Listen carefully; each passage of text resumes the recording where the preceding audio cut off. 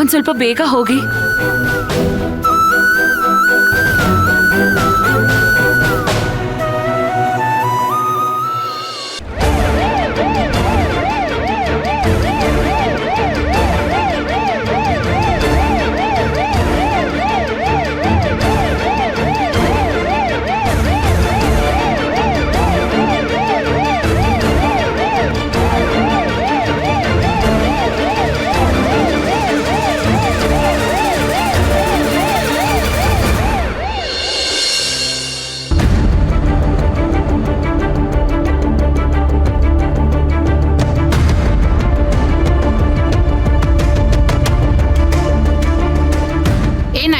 Doctor, ಅವ್ರಿಗೆ ಎದೆನೋ ಬಂದಿರೋ ಹಾಗಿದೆ. ನಾನು ಫಸ್ಟ್ ಏಡ್ ಮಾಡಿದ್ದೀನಿ.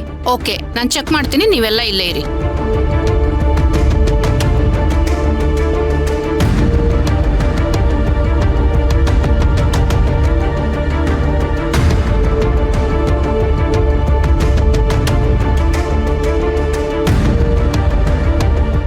ಅಕ್ಕ, ಅತ್ತೆಗೆ ಏನು ಆಗಲ್ಲ ತಾನೆ? ಗಮ್ಯ, ನೀನ್ ಯಾಕೆ ಹೆದರ್ಕೋತಿದ್ಯಾ? ನಿಮ್ಮತ್ತೆಗೆ ಏನೂ ಆಗಲ್ಲ. ಅವ್ರಿಗೆ ಪ್ರೆಷರ್ ಜಾಸ್ತಿ ಆಗಿ ಪ್ರಜ್ಞೆ ತಪ್ಪಿದ್ದಾರೆ. ಸ್ವಲ್ಪ ಎದೆನೋವಿದೆ, ಎಲ್ಲ ಸರಿ ಹೋಗುತ್ತೆ. ಶಾಲಿನಿ, ನೀನ್ ಭಯ ಪಡ್ಬೇಡ. ಒಳಗಡೆ ಟ್ರೀಟ್ಮೆಂಟ್ ನಡೀತಿದೆ ತಾನೆ, ಎಲ್ಲ ಸರಿ ಹೋಗುತ್ತೆ. ಅಳಬೇಡ ಶಾಲಿನಿ.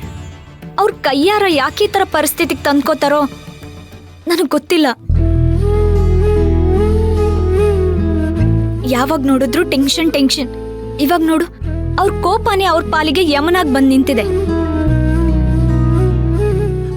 ಭಯ ಪಡ್ಬೇಡ ಶಾಲಿನಿ, ಒಳಗಡೆ ಟ್ರೀಟ್ಮೆಂಟ್ ಆಗ್ತಿದ್ಯಲ್ಲ, ಎಲ್ಲ ಸರಿ ಹೋಗುತ್ತೆ.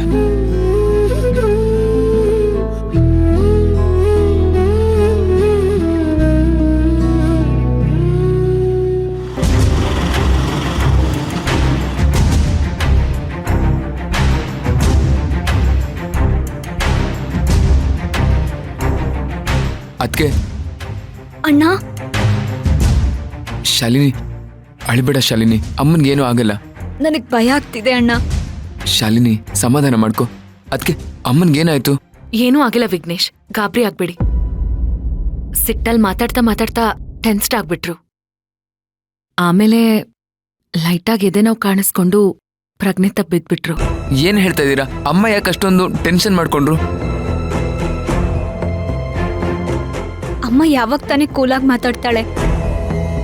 ಕೋಪದಿಂದ ಕಲ್ಕಿಗ್ ಬೈತಿದ್ಲು, ಆಮೇಲೆ BP ಜಾಸ್ತಿಯಾಗಿ ಪ್ರಜ್ಞೆ ತಪ್ಪಿ ಬಿದ್ಬಿಟ್ಲು.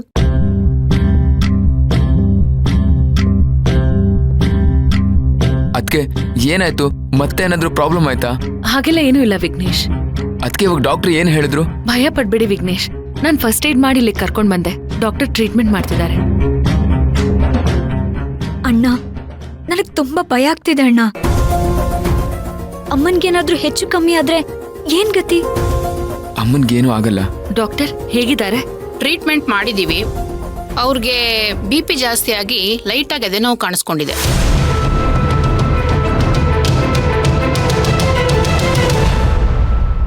ಹೌದು, ಅವ್ರಿಗೆ ಫಸ್ಟ್ ಏಡ್ ಮಾಡಿದ್ಯಾರು? ನಾನೇ ಮಾಡಿದ್ದು. ನಾನೊಬ್ಳು ನರ್ಸ್. ಗುಡ್. ನೀವು ಅವ್ರಿಗೆ ಫಸ್ಟ್ ಏಡ್ ಮಾಡಿರ್ಲಿಲ್ಲ ಅಂದಿದ್ರೆ ಅವ್ರಿಗೆ ಹಾರ್ಟ್ ಅಟ್ಯಾಕ್ ಆಗ್ತಿತ್ತು.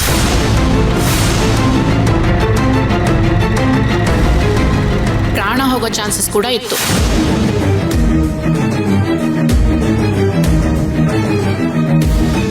ಇವಾಗ ಅವ್ರ ಕಂಡೀಷನ್ ಬೆಟರ್ ಆಗಿದೆ. ನೀವು ಒಬ್ರು ನರ್ಸ್ ಆಗಿರೋದ್ರಿಂದ ಆ ನಾಲೆಜ್ ನಿಮ್ಗಿದೆ. ನಿಮ್ ಫಸ್ಟ್ ಏಡ್ ಇಂದ ಅವ್ರ ಪ್ರಾಣ ಉಳಿದಿದೆ. Thanks doctor. ಅವ್ರಿಗೀಗ ಹೆಚ್ಚಿನ ಟ್ರೀಟ್ಮೆಂಟ್ ಕೊಡೋ ಅವಶ್ಯಕತೆ ಇಲ್ಲ, ಮೆಡಿಸಿನ್ ಅಲ್ಲೇ ಗುಣ ಆಗ್ತಾರೆ. ಅವ್ರಿವಾಗ ಫುಡ್ ಹ್ಯಾಬಿಟ್ನ ಚೇಂಜ್ ಮಾಡ್ಕೋಬೇಕು. High BP ನಾರ್ಮಲ್ಗೆ ತಗೊಂಡ್ಬರ್ಬೇಕು. ಕೊಲೆಸ್ಟ್ರಾಲ್ ಜಾಸ್ತಿ ಇದೆ. ಅವ್ರು ಮತ್ತೆ ಟೆನ್ಷನ್ ತಗೊಂಡ್ರೆ ಹಾರ್ಟ್ ಅಟ್ಯಾಕ್ ಕೂಡ ಆಗ್ಬೋದು. ಅವ್ರಿಗಿವಾಗ ಒಂದು ಇಂಜೆಕ್ಷನ್ ಕೊಟ್ಟಿದ್ದೀನಿ. ಇನ್ ಸ್ವಲ್ಪ ಹೊತ್ತಿನಲ್ಲೇ ಪ್ರಜ್ಞೆ ಬರುತ್ತೆ.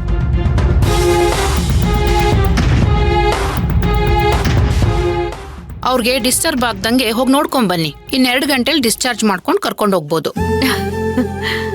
Thanks doctor. ಓಕೆ ಅಕ್ಕ.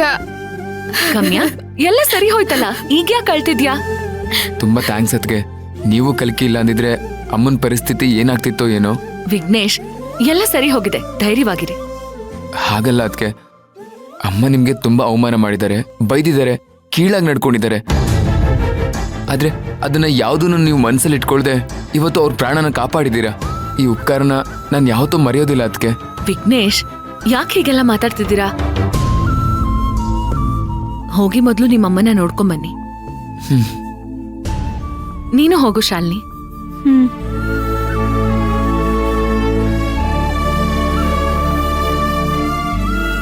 ಅಮ್ಮ, ನಿನ್ಗೇನಾಯ್ತಮ್ಮ? ಮಾತಾಡ್ತಾ ಮಾತಾಡ್ತಾ ಎದೇನೋ ಶುರು ಆಗೋಯ್ತು ಕಣೋ. ಪ್ರಜ್ಞೆ ತಪ್ಪುಟೆ ಅನ್ಸುತ್ತೆ. ನಾನ್ ಚೆನ್ನಾಗೇ ಇದ್ನಲ್ಲ, ಏನಾಯ್ತು? ನೀನ್ ಯಾವಾಗ ತಾನೇ ಚೆನ್ನಾಗಿದ್ಯಮ್ಮ. ನಿನ್ ಮನ್ಸು ಬುದ್ಧಿ ಯಾವ್ದೂ ಸರಿ ಇಲ್ಲ. ಯಾಕಮ್ಮ ಹಾಗ್ ನೋಡ್ತಾ ಇದ್ಯಾ? ನಿನ್ ಮನ್ಸು ಯಾವಾಗ ಸರಿ ಇತ್ತು ಹೇಳು? ಎಲ್ಲ ವಿಷಯಕ್ಕೂ ಟೆನ್ಷನ್ ಮಾಡ್ಕೊಂಡಿರೋದಕ್ಕೆ ನಿನಗಿವತ್ತು ಈ ಪರಿಸ್ಥಿತಿ ಬಂದಿರೋದು. ನಿನ್ ಕೋಪನೇ ನಿನಗ್ ಶತ್ರು ಆಗಿದೆ ಅಮ್ಮ. ಯಾಕಮ್ಮ ನಿನಗಿಷ್ಟೊಂದು ಕೋಪ? ನಿನ್ ಈಗೋಯಿಂದ ನೀನೇನ್ ಸಂಪಾದಿಸ್ದೆ ನೋಡು. ಅದರಿಂದ ತಾನೇ ನಿನಗೀಗ ಹೆಲ್ತ್ ಇಶ್ಯೂ ಆಗಿರೋದು. ಅಮ್ಮ, ನಿನಗ್ ಮೈಲ್ಡ್ ಆಗಿ ಹಾರ್ಟ್ ಅಟ್ಯಾಕ್ ಆಗಿದೆ. ಅದಕ್ಕೆ ಕಾರಣ ನಿನ್ ಕೋಪ.